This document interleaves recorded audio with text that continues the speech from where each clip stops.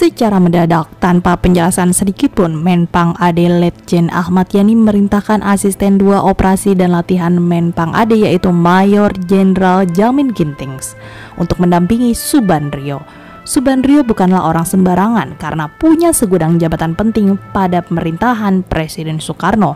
Saat itu juga ia disebut sebagai orang kedua dalam pemerintahan. Dia menjabat sebagai Wakil Perdana Menteri 1, merangkap sebagai Menteri Luar Negeri dan Menteri Hubungan Ekonomi Luar Negeri, bahkan sebagai Kepala Badan Pusat Intelijen. Karena kedudukannya yang sangat penting inilah, sebagai sipil, Subandrio diberikan pangkat militer tituler. Kawal dan laporkan apa saja yang dilakukan Pak Subandrio di Aceh dan Medan, kata Ahmad Yani kepada Jamin di Markas Besar Angkatan Darat pada pekan ketiga Oktober 1965, seperti yang diceritakan kembali oleh Lika Starigan, yang mana adalah istri dari Jamin Gintings. Maka pada tanggal 29 sampai 30 September hingga 1 Oktober 1965, Maijen Jamin Gintings berada dalam rombongan Waperdam Subandrio yang melakukan kunjungan kerja ke Sumatera Utara dan Aceh. Untuk mengawal tokoh senior, memang dibutuhkan jenderal senior yang paham sebuah wilayah Nusantara. Ahmad Yani pilih Jamin Gintings karena pernah menjadi Panglima Tentara dan Teritorium Bukit Barisan dan menguasai wilayah Sumatera Utara dan Aceh yang merupakan basis pertempurannya saat melawan agresi militer Belanda.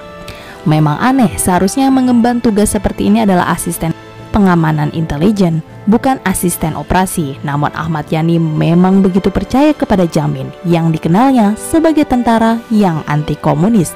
Alasan itu pula yang membuat Ahmad Yani pilih Jamin sebagai asisten operasi dan latihan di MBAD pada 30 Juni 1962. Yamin antara lain bertugas menyiapkan langkah operasi untuk pelaksanaan operasi militer Dwikora atau Trikora. Memang tidak pernah ada yang menyangka akan ada peristiwa dadakan pada malam 30 September.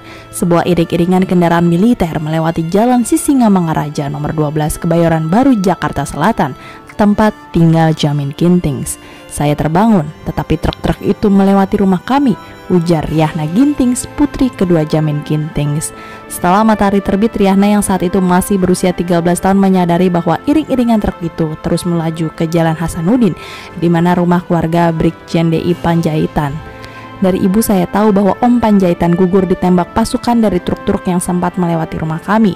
Bukan hanya Brigjen DI Panjaitan yang gugur, melainkan separuh dari pejabat tinggi MBAD. Dari 12 pejabat tinggi tersebut, 6 jenderal gugur dalam peristiwa yang terjadi pada 1 Oktober 1965 itu.